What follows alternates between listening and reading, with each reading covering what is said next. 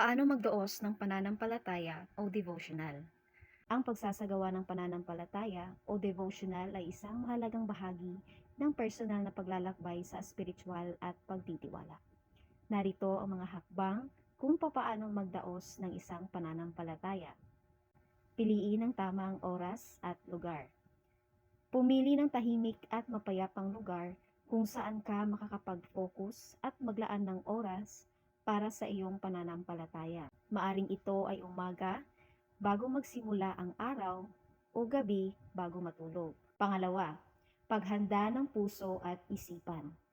Magdasal at humiling ng gabay mula sa Diyos bago simulan ang pananampalataya. Tiyakin na ang iyong isipan at puso ay walang anumang distraksyon upang makapag-ukol ng buong atensyon sa pananampalataya. Pagninilay at pagbabasa ng banal na kasulatan. Magbukas ng Biblia at pagnilayan ang mga talata o teksto na magbibigay inspirasyon at gabay sa iyo. Basahin ng may pag-unawa at pagninilay upang maunawaan ang mensahe ng Diyos para sa iyo. Pananalangin.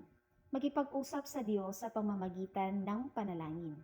Ipagpaumanhin mo ang iyong mga kasalanan, magpasalamat sa mga biyaya at humiling ng tulong at gabay para sa iyong mga pangailangan at hangarin.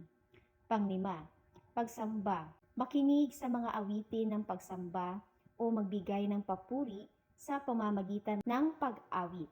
Ihandog ang iyong sarili at ang iyong pananampalataya sa Diyos sa pamamagitan ng pagsamba at pagpapahayag ng pagmamahal at pagsunod sa Kanya.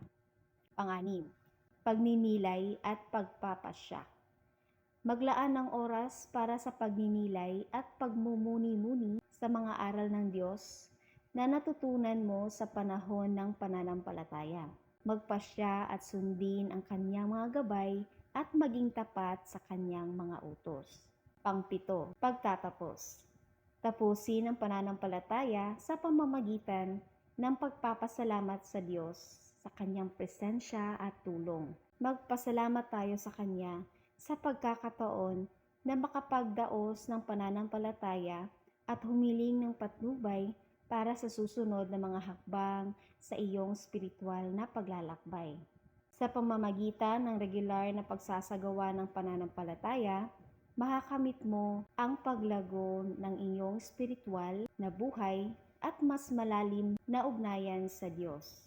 Maging tapat, bukas, at handang makinig sa Kanyang mga salita at gabay sa bawat hakbang ng iyong pananampalataya.